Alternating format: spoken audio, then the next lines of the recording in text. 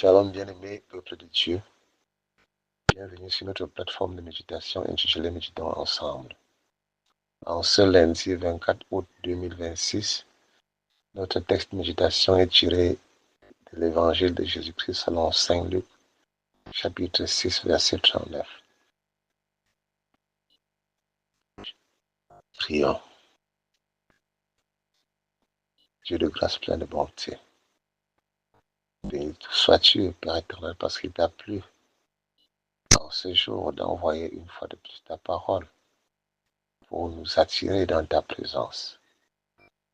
Que ton esprit d'écoute, de compréhension, de foi et de prompte obéissance se répandent sur toute personne sous le son de ma voix à travers cette méditation, afin qu'éternel de Dieu, que ta parole de ce jour prenne pied dans leur vie et porte des fruits agréables pour la gloire de ton Saint-Nom.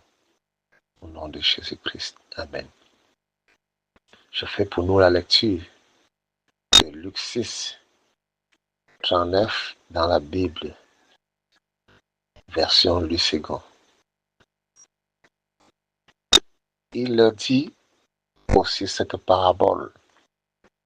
Un aveugle peut-il conduire un aveugle? Ne tomberont-ils pas tous deux dans une fosse? Amen. Bien-aimés, c'est ici une parabole de notre Seigneur Jésus-Christ adressée à nous ce jour.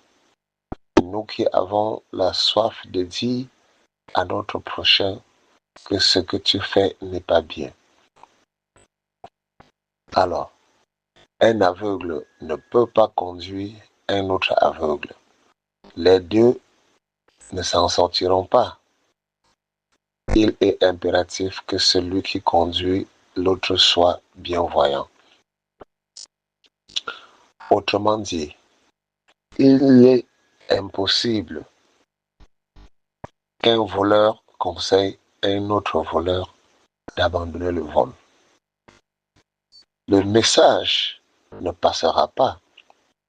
Il faille au préalable que ce dernier ait renoncé à ses mauvaises pratiques, délivré du vol, et en guise de témoignage, son message pourra toucher plus d'une personne.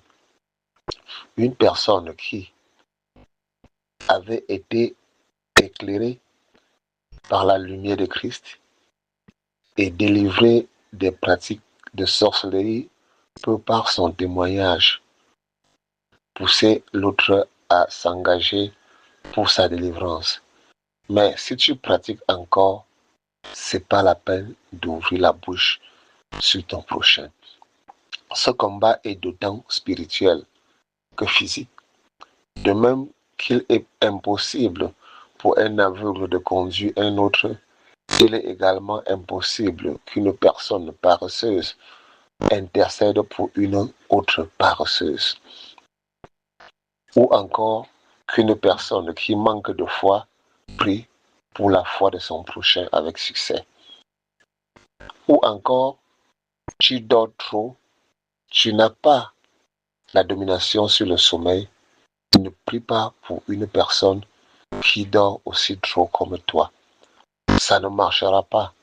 Il faille d'abord avoir la victoire ou la domination sur le sommeil et tu pourras prier pour l'autre et ça passe. Bien-aimé, le Seigneur veut nous appeler à une bonne conscience de manière physique, de même que spirituelle. Un appel à être toujours meilleur avant d'inviter notre prochain à être lui aussi meilleur. N'enseigne pas sur un sujet que tu ne maîtrises pas, de peur d'égarer ceux qui t'écoutent. Sois toi-même éclairé et tu pourras mieux éclairer les autres. D'un l'Éternel béni en chacun de nous, l'écoute de sa parole de ce jour, au nom de Jésus-Christ. Bien-aimé, si c'est la première fois que tu nous rejoins sur cette plateforme de méditation, n'oublie pas de t'y abonner et surtout de liker et partager cette méditation afin que l'Éternel par toi puisse toucher un grand nombre de personnes pour la transformation de leur cœur et pour le salut de leur âme. Sur ce, nous disons à demain pour une nouvelle méditation par la grâce de Dieu au nom de Jésus-Christ. Shalom.